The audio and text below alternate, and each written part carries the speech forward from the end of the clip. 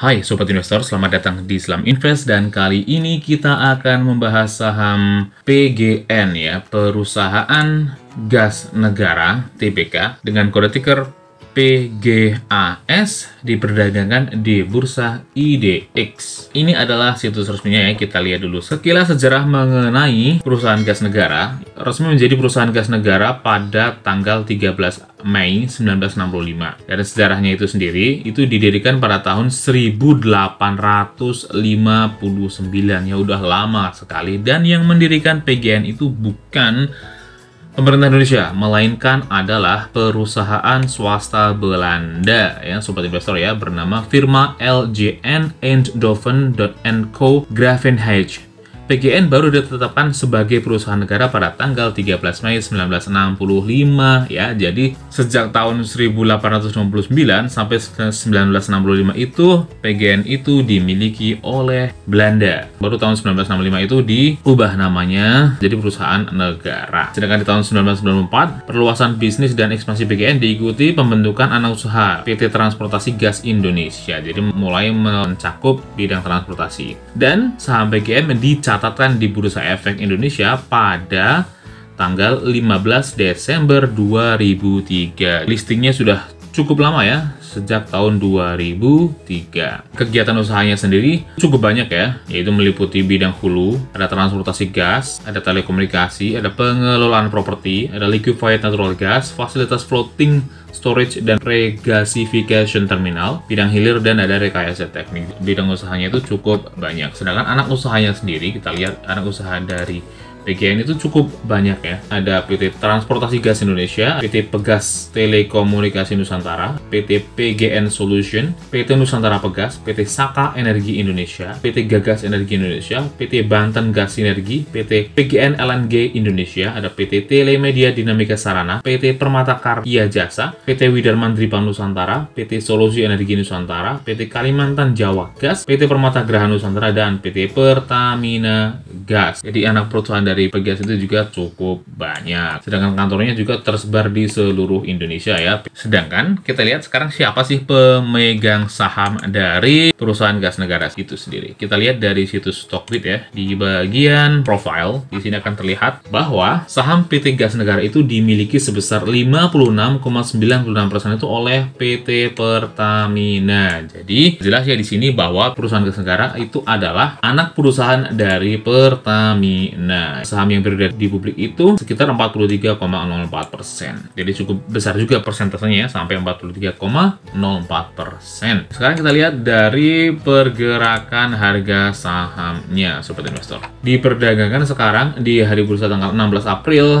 tahun 2021 diperdagangkan di harga 1175 ya. Dalam satu hari turun cukup dalam, Sobat Investor, sampai 2,49%. Dalam 5 hari itu turun lagi cukup dalam juga sampai 7,48%, Sobat Investor. Dalam satu bulan turun lebih dalam lagi sampai 15,16%. Dalam 6 bulan ternyata masih naik, yaitu naik sebesar 10,33%, tapi sudah turun dari titik tertingginya sebesar minus 35,08%. Cukup dalam juga ya penurunannya.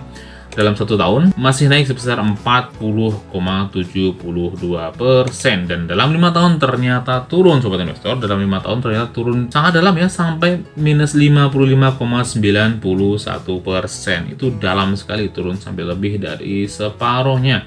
Dan dalam 5 tahun itu ternyata sudah turun dari titik tertingginya sebesar minus 64,93%.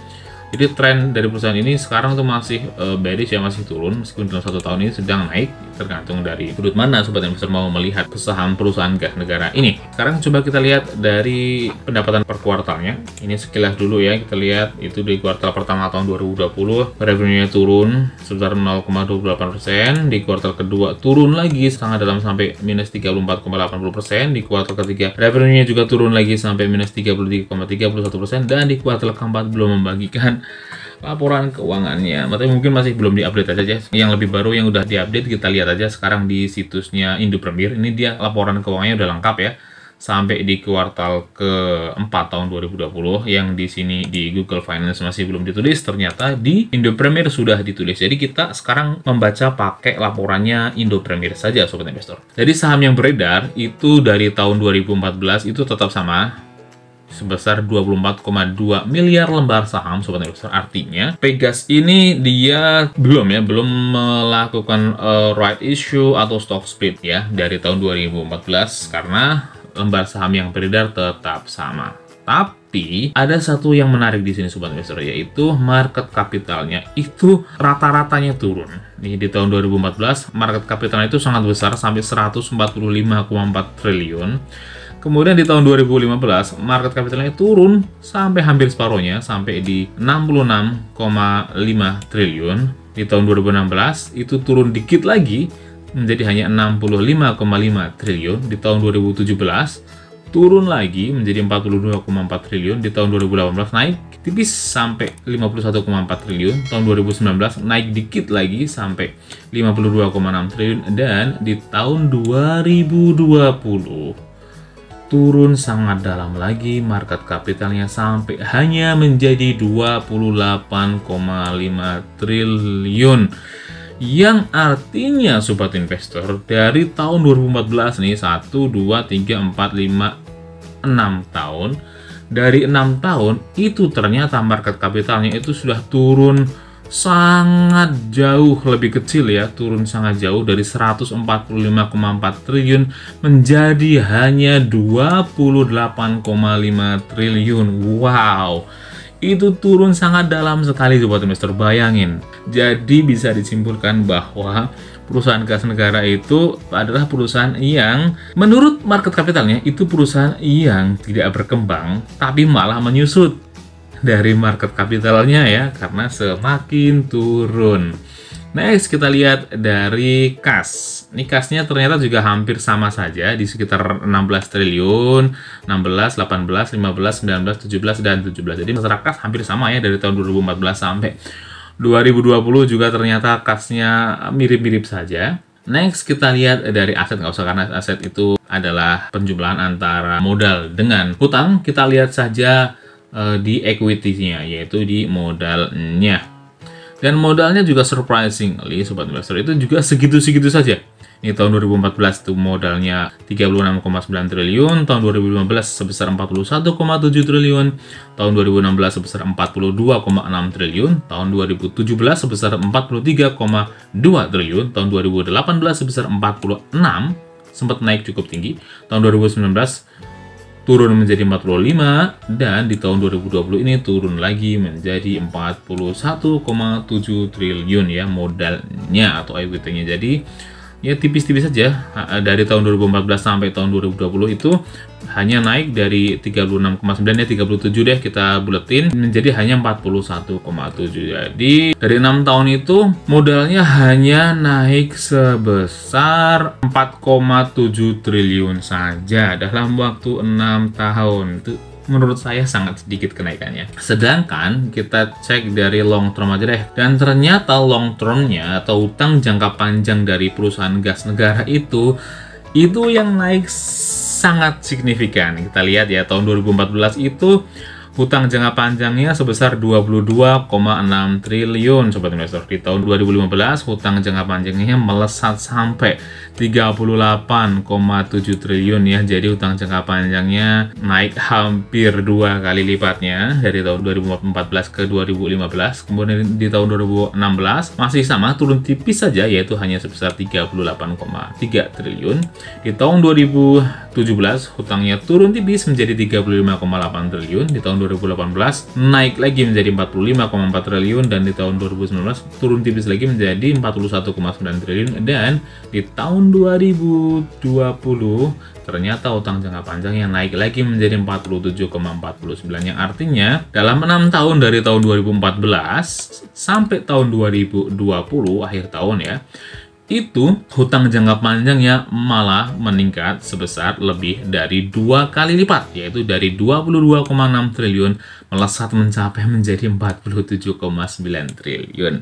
Perhatikan sobat investor, ini modalnya itu hanya naik tipis saja dari 36,9 sampai 41, sedangkan hutangnya malah melesat sangat tinggi dari 22,6 triliun menjadi 47,9 triliun. Artinya perusahaan gas negara menurut saya kemajuannya sangat minim ya, bukannya modalnya yang tambah besar, tapi ternyata malah hutangnya yang tambah besar. Makanya bisa disimpulkan kenapa para investor itu agak ragu untuk berinvestasi di Pegas ya, karena ini modal yang tipis tapi utangnya nambah banyak. Makanya investor kemungkinan nggak yakin dengan perusahaan gas negara, sehingga mereka banyak yang mengambil investasinya sampai menyebabkan market capitalnya itu turun sangat dalam ya, sampai hanya menjadi 28,5 triliun dari 145,4 triliun di tahun 2014. Next, coba kita lihat dari revenue-nya atau pendapatannya. Pendapatannya surprise ini juga nggak berubah ya, segitu-segitu saja revenue-nya. Nih, dari tahun 2014 itu revenue-nya sebesar 42,4 triliun, dan di tahun 2020 itu juga 40,7 triliun, hampir sama ya dari tahun 2014 sampai ke tahun 2020. Saya tidak terlalu suka perusahaan-perusahaan yang revenue-nya itu tidak berkembang, bahkan sampai 6 tahun pun revenue-nya masih sama saja ya. Buat apa kita menanamkan saham kita di perusahaan yang revenue-nya tidak berkembang? Coba. Nah, kita lihat dari net profit-nya. Net profit-nya surprisingly sobat investor malah justru turun. Di tahun 2014 net profit-nya itu bisa sampai 9 triliun, yang artinya di tahun 2014 itu sebenarnya Pegas itu adalah perusahaan yang sangat profitable ya. Dari pendapatan sebesar 42,4 triliun itu profitnya mencapai 9 triliun. Itu labanya bisa disimpulkan cukup banyak sebenarnya. Tapi semakin kesini itu labanya itu semakin turun. Tahun 2015 labanya hanya 5,5 triliun. Tahun 2016 labanya menjadi hanya 4,1 triliun. Tahun 2017 labanya turun lagi menjadi hanya 1,9 triliun. Tahun 2018 sempat naik cukup pesat sampai 4,4 triliun.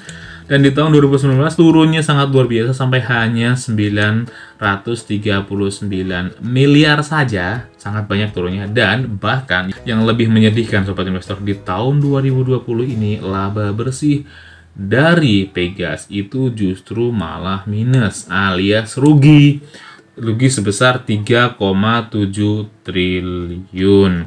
Padahal dengan revenue yang hampir sama dengan tahun 2014 ya, tapi ternyata secara laba Pegas itu malah sampai minus. Artinya apa sobat investor? Pendapatan yang segini besarnya sampai 40,7 triliun itu habis dipakai untuk beban usaha. Beban usaha itu ya seperti untuk membayar utang jangka pendek, membayar utang jangka panjang, dan juga untuk membayar beban-beban usaha lainnya, yang artinya beban usahanya itu semakin besar dari tahun ke tahun ya.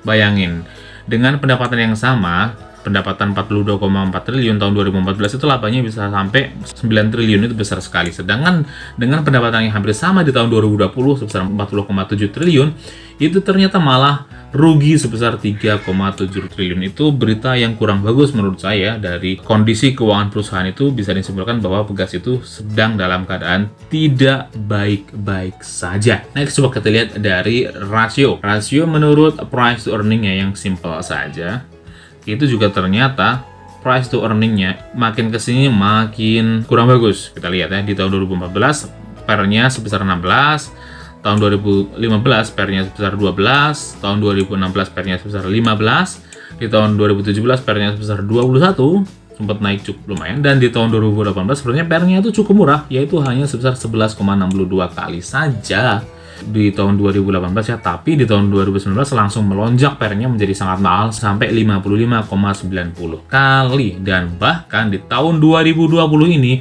karena net profitnya minus, otomatis price to earning-nya juga minus sebesar 7,61 kalinya.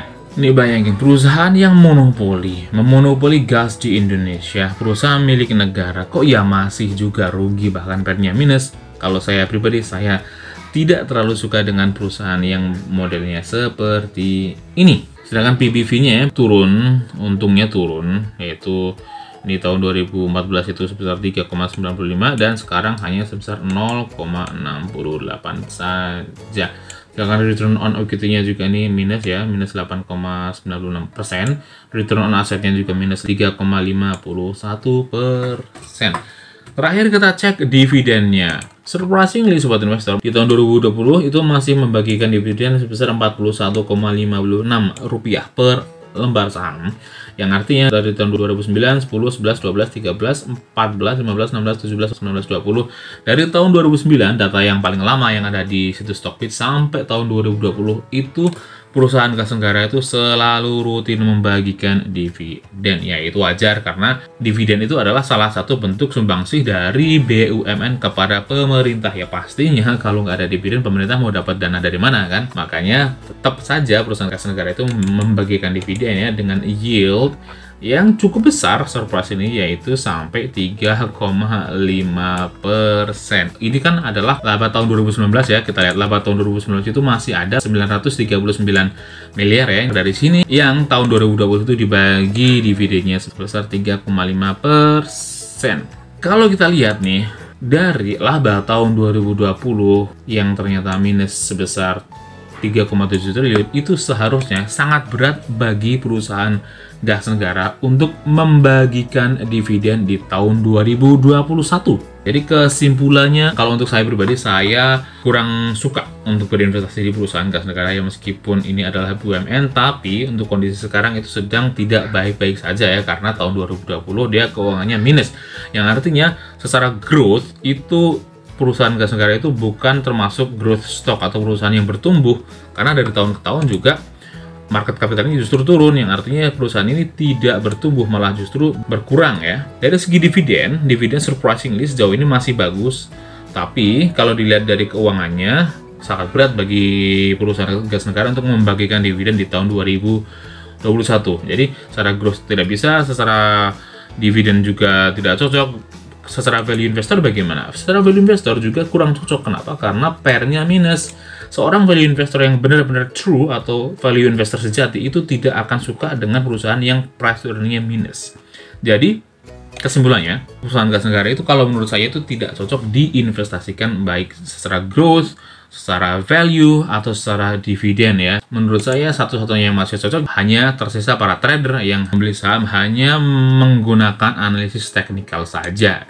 Oke, itu saja analisis dari saya. Semoga bermanfaat. Klik like dan share jika kalian menyukai video ini, atau dislike saja jika kalian tidak menyukai video ini ya. Dan jika kalian memiliki request saham apa yang ingin dibahas selanjutnya, tuliskan juga di kolom komentar. Dan bagi yang belum subscribe, silahkan klik tombol subscribe-nya dan nyalakan notifikasinya agar terus mendapatkan update terbaru dari Islam Invest. Oke, sekian saja video kita kali ini. Sampai jumpa di video selanjutnya. Salam investasi.